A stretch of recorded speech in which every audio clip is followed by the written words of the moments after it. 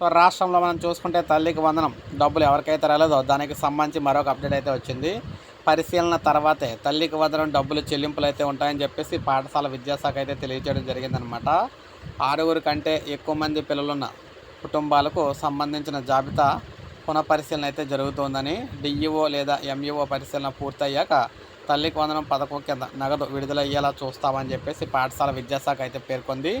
దీనిపై కొందరు చేస్తున్న ప్రచారం అవాస్తవమని కూడా ఒక ప్రకటనలో తెలిపింది. ఈ పథకంలో అర్హులు అనర్హుల జాబితా ఆయా గ్రామ వార్డు సచివాలయాల్లోని ప్రదర్శించామని, మార్గదర్శకాల ప్రకారం అర్హత గల వారందరినీ కూడా అందరికీ కూడా లబ్ధి చేకూరుతున్నట్లయితే తెలిపింది. ప్రజలు తప్పుదో పట్టించేలా కథనాలు ప్రోత్సహించిన వారిపై చట్టపరమైన చర్యలు కూడా తీసుకుంటామని చెప్పేసి చెప్పడం అయితే జరిగింది.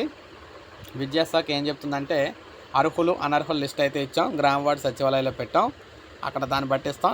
ఒకవేళ ఏమైనా తప్పు ఉన్నట్లయితే దాన్ని అయితే పరిశీలిస్తున్నాం. మళ్ళీ మండల స్థాయిలో మండల విద్యాధికారి, జిల్లా స్థాయిలో విద్యాధికారి, జిల్లా విద్యాధికారి ఇద్దరు కూడా మళ్ళీ పరిశీలన అయితే చేస్తున్నారు. అర్హుల లిస్టులన్నీ కూడా అనర్హుల లిస్టులని కూడా ఇవన్నీ పరిశీలించిన తర్వాత అందులో నిజంగా ఎవరైతే లబ్ధిదారులు ఉంటారో వారికి మళ్ళీ డబ్బులు అయితే విడుదల చేస్తామని చెప్పేసి చెప్పారన్నమాట. సో అందువల్ల ఎవరు కంగారు అయితే పడద్దని చెప్పేసి చెప్తున్నారు. పరిశీలన అయితే జరుగుతుందని చెప్పేసి చెప్పారనమాట. సో ఇది మనకు తాజా సమాచారం. ఒక లైక్ చేయండి, సబ్స్క్రైబ్ చేసుకోండి, మన ఛానల్ సబ్స్క్రైబ్ చేసుకోండి.